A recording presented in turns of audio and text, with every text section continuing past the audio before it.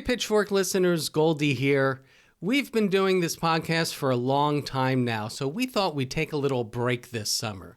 But we don't want you to miss us too much, so we thought we'd revisit some of the most central episodes from early in our history with a back-to-basics summer series. And assuming podcasts like this are still legal by the end of the summer, we hope you enjoy this conversation with Matt Stoller about how monopolies feed plutocracy.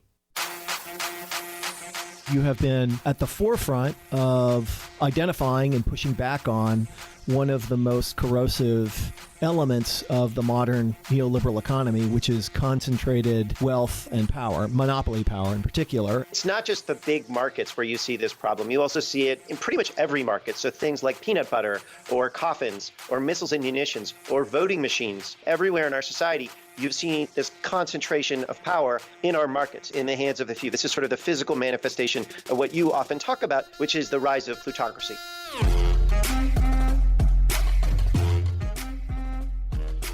From the offices of Civic Ventures in downtown Seattle, this is Pitchfork Economics with Nick Hanauer. Confessions of an American capitalist caught on tape.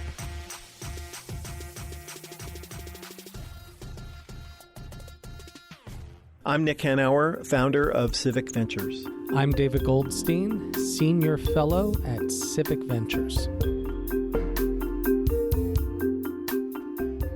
Today, we get to talk to one of my favorite people, our old friend Matt Stoller. Matt, as you know, and I know you agree, is just a really thoughtful, incisive thinker and writer. And he has this fantastic new book out called Goliath, The 100-Year War Between Monopoly Power and Democracy. And he has been hard at work for a bunch of years at the forefront of this conversation about monopoly power. Monopoly power, market concentration, concentrated wealth, concentrated power, and how it's damaging not just our economy, but it threatens our very democracy. That's right. And Matt is a fellow at the Open Markets Institute, and we've had his boss, Barry Lynn, on the podcast before. And that organization is dedicated to this issue of monopoly power and concentrated corporate power.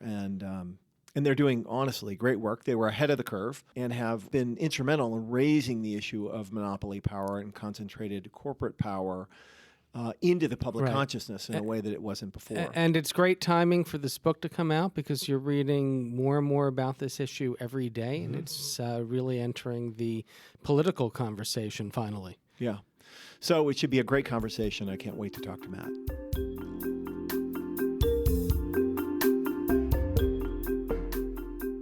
My name is Matt Stoller. I am a writer and former policymaker in Congress. I write a newsletter called Big, and what I'm here to plug is a new book that I came out with called Goliath, The 100-Year War Between Monopoly Power and Democracy.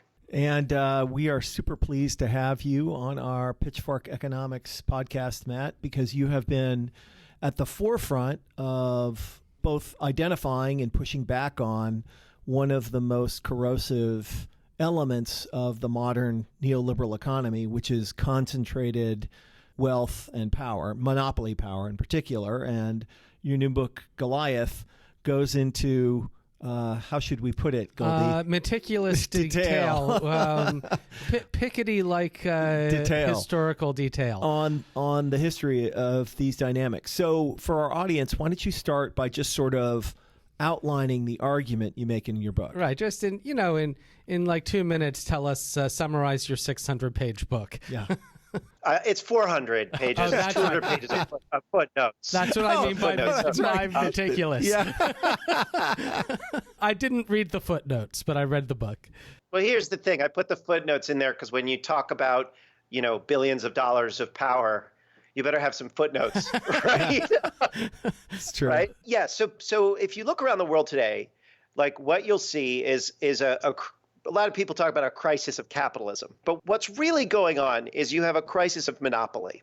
So pretty much every market you go into, sort of like the big ones would be, search and social with Google and Facebook, but also airlines and cable.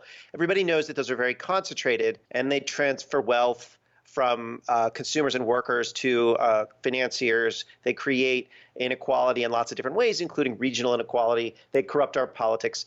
But it's not just the big markets where you see this problem. You also see it in pretty much every market. So things like peanut butter or coffins or missiles and munitions or voting machines, just kind of like everywhere in our society, you've seen this concentration of power in our markets, in the hands of the few. This is sort of the physical manifestation of what you often talk about, which is the rise of plutocracy.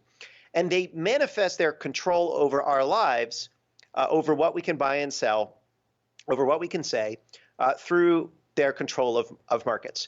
Now, a lot of people are like, this is just kind of American capitalism, this is how it is. And what I show in Goliath is that that's not actually true. So in the first half of the 20th century, we had this problem before. We had a robber baron problem with the very similar problems of inequality and corruption and a sort of soft corporatism. And I go into that with scary characters and fascinating villains like Andrew Mellon, Secretary of the Treasury, Wright Patman, who's this Texas populist congressman, kind of FDR, Robert Jackson, just like a whole group of people who fought against robber barons and defeated them. And there were these battles over how to do it, and mass movements and marches and boardrooms and blood and sweat and tears. And that's the first half of the book. And the second half of the book starts from the 1950s, when you've built a kind of imperfect democracy, but it's a kind of New Deal order where we've tamed this industrial power in the US and then globally. And it's the second half is why we allowed these robber barons to come back. And it's a very weird story, and it involves a lot of basically, it's an indictment of both the left and the right. So I go into why the consumer movement emerged in the 1970s and why they accidentally changed our definition of self from citizen to consumer and invited the robber barons back into our lives. And then, you roll that forward. So in 40 years after the late 1970s, when the consumer movement and the Chicago School of Law and Economics types subverted antitrust law, you roll that forward 40 years, and you see this enormous concentration of power in every sector of our society, incredible dissatisfaction, anger, alienation, and so on and so forth. And that's the story of the book, but it's also a story of hope, because what I wanted to show is that we've been here before, we've taken care of this problem before, and then we allowed it to come back. So we can do it again, right? That's the issue. It's always up to us. Every generation gets the choice about whether, and I'll finish here, about whether to give up our liberties or to govern ourselves as a free people. Every generation gets that choice, and now it's our choice. And this is not just a political choice, it's an economic choice. I mean, that's one of the themes in our podcast, is that economics is a choice, and the ideology that has led to the current regime of market concentration is largely based on the idea that that we don't have a choice. That's just the way economics works. Can you talk a little to how the emergence of that neoliberal ideology influenced policy in the U.S.? Yeah, it's such an important point, because the number one objection to trying to do nice things for people until, universal health care or open markets, or it's not, we like being controlled by these monopolists. It's, the problem is too big. There's nothing we can do. This is the only way to do it. And that's a problem. That's an ideology that emerged in the 1950s. And it came from, weirdly enough, it came from socialists. So Richard Hofstadter is a historian, John Kenneth Galbraith, who's an economist, C. Wright Mills, a sociologist, and a series of people at Columbia, they came out with this idea that economics just progresses naturally, that power is not a thing, that big business is big and monopolistic because that's just how progress works, and that politics doesn't actually include banks or corporations. Politics is about personal liberation, personal expression, things like flag burning and so on and so forth. And they created a different historical narrative that we all understand in the world, in which deference to these kind of technocrats and what we call economists who frame themselves as scientists was the only way that you could handle this machine that we call the economy, right? And that's the narrative that you're talking about, that neoliberal narrative of just inevitabilism. It's too big. We can't, it's out of the realm of human agency. That was created in the 1950s, and it is the central challenge that we have today, is to persuade voters, to persuade policymakers, to persuade all of us as citizens that these choices are up to us, that our economic system is basically a bunch of political choices that we make, and that we don't have to think about this as a science, because it's not a science. It's a social set of social questions that we as citizens have as much right to talk about as anyone else. And I think, what's interesting is that, the way in which neoliberalism was so effective is in sort of obscuring the fact that embedded within all of these choices are trade-offs that people should weigh and consider very, very seriously, obviously. Because, to be clear, there are some benefits to scale economies and bigness, right? That there are. It's just that the costs may very well outweigh the benefits, and the costs are not always purely economic. No, that's what I mean. Is that the costs extend across the range of human experience, and the benefits are very, very clear. First of all, most of the benefits accrue to the owners, right? but we, again, one of the most I think corrosive things that neoclassical economics and neoliberalism did was that they assumed away power as a dynamic in economics and in human economies, which is to me sort of like proposing a physics which does not include gravity, and right. When in fact power is the currency of human affairs. It's not this exogenous thing or thing that doesn't really exist, and by assuming it away, it enabled policymakers to accrete massive amounts of power to a very small group of people, and that in turn has resulted in the kind of crappy arrangement that we currently have, where a few people earn everything and most everybody else earns nothing. So you spend a whole chapter actually going after Galbraith, and he actually is one of the economists who talks about power. Explain for Nick, because we've been talking about this in the office, why his theory of countervailing power actually helped to enable market concentration. Well, first of all, I just got a large amount of money from Google, so I've decided to take the other side of the argument now. I disagree. It's a terrible book. Don't buy it. It's everything is wrong. Google is just helpfully organizing the world's information for us. So I don't even know why I'm here. But excellent. Sorry, I want to say that. I just feel like the billionaires don't get a lot of voice, and I needed to speak for them. I know. Thank you so much. Yeah, right. So Galbraith is a beautiful writer, right? Wonderful writer. He's really funny. It's great to read. He's really like a poet. And so it's hard to read these guys and not really like them. Galbraith had a lot of great things to say, but what his basic framework of countervailing power was, it was an argument, and it wasn't quite coherent because he changed it over time. But he basically just said, look, you don't need to worry about concentrations of power in business because there will be a natural response, right? So if you have a big steel company that forms, then naturally people will unionize to countervail the power of that steel company, and it is natural.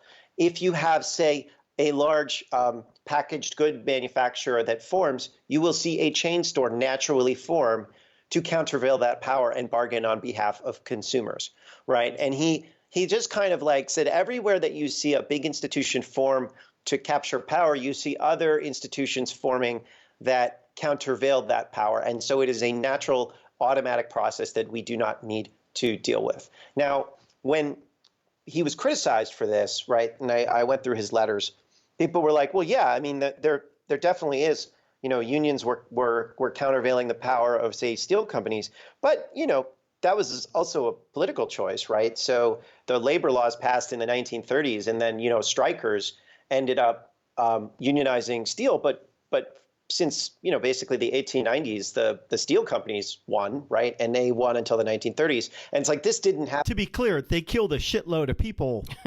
to prevail. Yes, they were. It was not a pleasant. Shot people.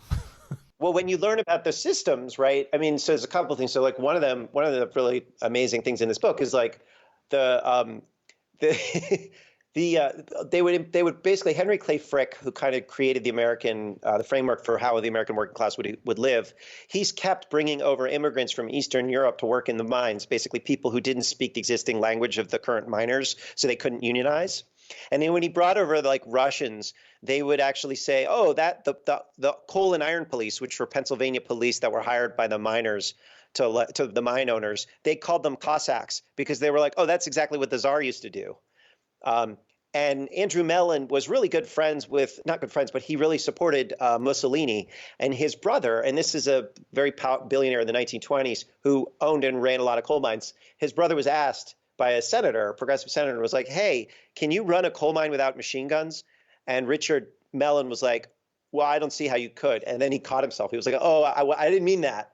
But yeah, they were like shooting people, right? They were killing people. It was like a pretty constant thing. And then let's not forget that Jim Crow in the South, which was a part of the deal, like it was Northern monopoly capital and Southern racial oligarchs, that was fascism in the US. And that was based on a terrorist regime. So yeah, this was about there was a lot of murder involved in making sure that you could coercively keep these kinds of power arrangements going. So yeah, so when you kind of overlook that and you just say, oh, these things are just kind of natural and automatic, right? It's just not true, right? These things involve power, and it misleads people. So the other thing that John Kenneth Galbraith did is he said in 1958 he published this book called The Affluent Society. And his basic argument was America, we've solved the problem of economics, right? We solved the problem of corporate power. America just endlessly produces goods and services and jobs. And the question now is, what do we do about the consumption side of this, right? We've solved the production side. Corporations just do what they do. We don't need to worry about them. And that framework of affluence basically told liberals from 1958 onward, don't worry about corporate power. It's not a thing. Don't worry about the economy. It's not a thing. And so 20 years later, in the 70s, when you saw these breakdowns of inflation and crises in New York City going bankrupt and Penn Central, and I go and have the train system went bankrupt and all this like fun stuff. By the way, every financial crisis involves, for some reason, Florida real estate and Citibank. I'm not sure why, but this is something I learned. It's in the book.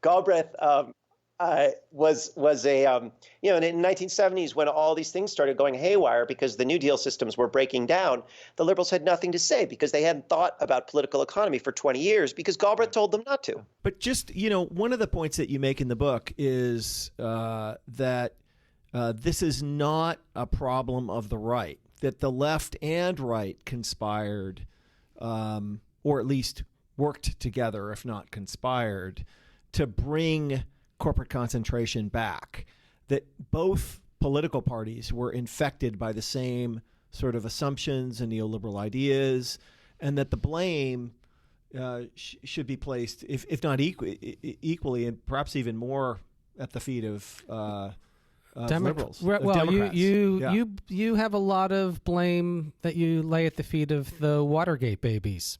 Basically, the left, right? And everyone's always like, "What left are you talking about? It's not our fault."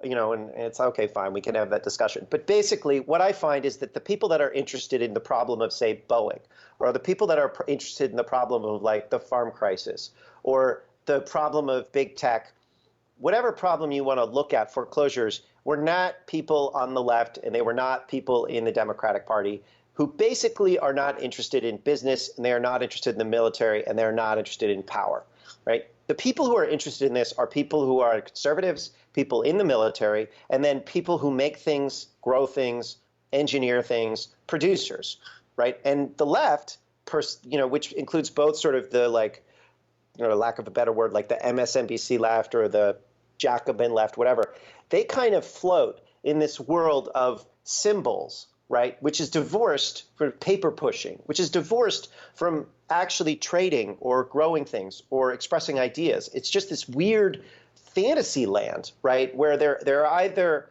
addicted to powerlessness. It's a very strange dynamic. And that straight up comes from Galbraith, who told them power didn't exist, right? And that is what opens up the door to the law and economics people, because if you don't govern, and this is what FDR said in 1938, weak democracies create dictatorships. Democrats have run weak democracies, and the left has allowed them to run weak democracies.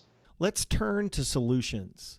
Right. So if Matt Stoller was the benevolent dictator. Benevolent dictator. Question, assuming you could be benevolent. Yeah, which is going way out on a limb. I know I couldn't be anymore. I used to think I could be a benevolent dictator. Let's just stipulate you're benevolent dictator. I will make the trains run on time. Okay, what should we do? Okay, well, it's pretty simple. First of all, I would order everyone to buy this book and read it. Okay. And then immediately they would overthrow me as benevolent dictator, by the way, which would so actually the first thing I would do is I would get all copies of this. I would get all if I were benevolent dictator, I would get all the copies of this book and burn them. Okay. Then I would okay. What I would do, it's very simple. Okay. If something is too big, make it smaller, right? Rule of thumb. The institutions across our society are too big. So let's start making them smaller. And you don't have to get rid of technical economies of scale. There's always this sort of sense, we can, the law in economics, the neoliberals want to say, but that just means that you want to get us back to being like New England subsistence farmers who have to carve out our life from rocky soil. It's nonsense, right? It's like Google doesn't have to own a search engine and YouTube, right? That's just a legal arrangement. It has nothing to do with technical economies of scale. Right. And that's true across the economy. Amazon doesn't have to have AWS. Facebook doesn't have to have Instagram, blah, blah, blah, blah, blah. Right. That's right.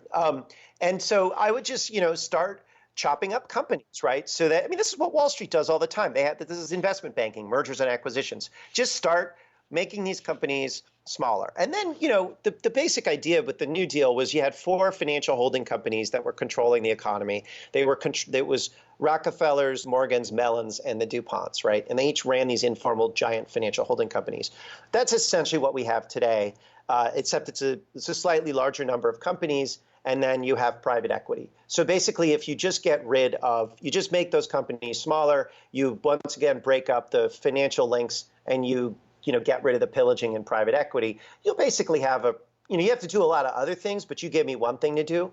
It would radically restructure our economy and just make it a lot more fair and democratic. Inherent in this is to get rid of that notion that the only measure of consolidation should be its effect on the consumer, right? Yeah, it also, if you just really want one simple thing, I would just, get rid of all the economists. That's the easiest thing to do. Yeah. because it's not even, they don't even yes, they say they're for, consumer, that they want us to think of ourselves like consumers. But really what that actually means is let's just have the economists do really complicated models to tell us what might be better for consumers in the future. It's essentially hiring, witch doctors on the payroll of plutocrats to tell us what to do. So just we got to get rid of that because we got to use our common sense. So first kill all the economists. That's not very benevolent, but I didn't say that. I said get rid of them. They can they can design a program for job assistance retraining for economists. An economist wrote a paper called The China Shock saying people's jobs moved to China. And then the economists were like, maybe people's jobs moved to China. And it's like, you know what? Fuck you, right? Yeah. They were saying it, right? That's ridiculous. It's ridiculous. It's not a science. It's not a discipline. It's just witch doctors who are on the payroll of concentrated finance at this point. Right. At least some of them. We have some friends. Right. Okay. No. Some of them are fine. I just mean as a discipline. Yeah, as right? a discipline. That's all. As a discipline, it has been. There's just no other way to say it. An egregious failure. Yeah. There we go. Okay, we're not going to make you dictator anymore. Let's talk about democracy a little bit here. You quote Brandeis in the book, the famous quote that we can have democracy or concentrated wealth, but not both. Now that you've talked a little bit about solutions, tell us about the risks of where we're going from here, the actual threat to democracy that concentration is posing. Well, I think you can see it really, obviously with something like the China censoring the NBA, right? What's happening is that we have concentrated our markets and censoring us through Disney, right? We've concentrated our markets to such an extreme extent that you have kind of private autocrats whether that's, whether it's Mark Zuckerberg or, other people like Larry Page or whoever, who are making decisions about how we structure our world, and we have no way to reach them, right? Because Mark Zuckerberg controls how we communicate with one another. And you have no other choice to communicate through social media except, using one of Mark Zuckerberg's platforms. I mean, there's a little bit of choice, but billions of people use his forums to communicate. And that level of concentration, right, enables other autocrats to come in and actually just start to rule us openly, right, and not allow us to have any form of democracy. So we're headed for a very scary world if we don't do something to restore open markets and the American way of life, and not just in the U.S. but all over the world. And I'm seeing this incredibly vibrant debate. It's just wonderful to see. And I do think that the sort of spirit of liberty is reawakening in the hearts of the American people. And we really, that's what's so cool about democracy. And that's what's so amazing about America. It's that really, if we do choose to govern ourselves, we can. Like, it really is up to us. And we have chosen not to be a free people for many decades, but we don't have to stay subservient. I know we're running out of time here, Matt. So we want to ask you, why do you do this work? I just hate bullies. And I think that the way that we have a bullying in our society at a scalable level is in these boardrooms. And we have to stop this, systematic bullying of all of us. And it's just a personal thing. I don't like seeing this level of injustice. I also think that it's just really fun to study business. It's fascinating, it's exciting, it's interesting.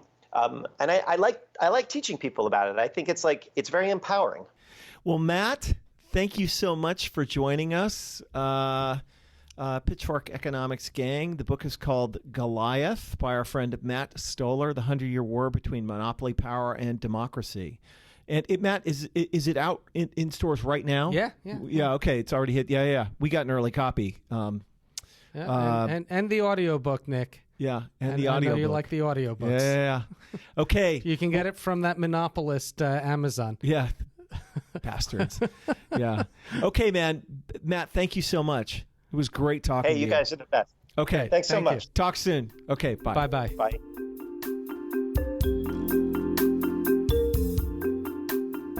So what do you think, Nick? Are you ready to elect Matt Stoller benevolent dictator? Absolutely. I love the idea of collecting all the books and burning them first. It's a very dictatorial thing to do. Yeah. But the positive takeaway from this book, as Matt said, is that we dealt with this issue in the past, which means we can deal with it in the future today. And we have a roadmap for how to do it. That's right. And as you mentioned in our conversations with him, I think Americans are becoming more and more attuned and aware to the issue of concentrated power, and clearer and clearer in their minds that it actually isn't benevolent. It isn't good for them. That, in fact, what's good for Amazon.com may not be good for America. What's good for Exxon may not be good for America. What's good for America's plutocratic Wall Street titans may not be good for them in America. But, boy, that was a story that was told both by Republicans and Democrats for generations. The bigger, the better. Yeah. The more efficient, great economies of scale brings down prices. But, there was a report just this week that showed that the average American is paying about $5,000 a year more due to market concentration. Yeah. And the failure of that study is that it's, again, only focusing on consumers. What it's not looking at, and we've talked about this a lot, is how much less people are earning because of monopoly power. Exactly. And we can actually quantify exactly how much people are earning less than if they had tracked productivity growth. And in fact, for the typical family in America, earns about $60,000 in income a year. If they had not been savaged by 40 years of neoliberalism, they'd be earning close to $100,000 a year. So it adds up. And for those of you who still can't let go of the supply-demand curve in your Econ 101 textbook, the opponents to the minimum wage, the $15 minimum wage, Their argument was, if you pay above marginal product, it's just going to destroy jobs because companies won't be able to afford to employ you because they'll lose money on you, Yes. right? Right. And what's happened everywhere we've raised the minimum wage? Unemployment has gone down. Right. Jobs have gone up. It hasn't cost jobs at all. So what does that tell you if your Econ 101 is right? That people were actually making less than their marginal product because all that market concentration, all that monopsony power, again, check your Econ 101 textbook, was depressing wages. Right. Too much power in the hands of too few people and corporations. But let's just acknowledge that the principle of marginal productivity is a fraud. I'm just playing devil's advocate here. I'm just trying to appeal to the Econ 101ers. Yeah. What few of them are left in our audience. You know me, always building bridges, Nick. I know. And then luring them out onto it and then blowing them up the bridge. Well, anyway, it was a great conversation with Matt. It's a really neat and important book and remarkably detailed in its analysis. Right. And You can find the book everywhere, not just from the big online monopolists. You can find it in your local bookstores or you can wait and get in line at the library. there you go. But read the book.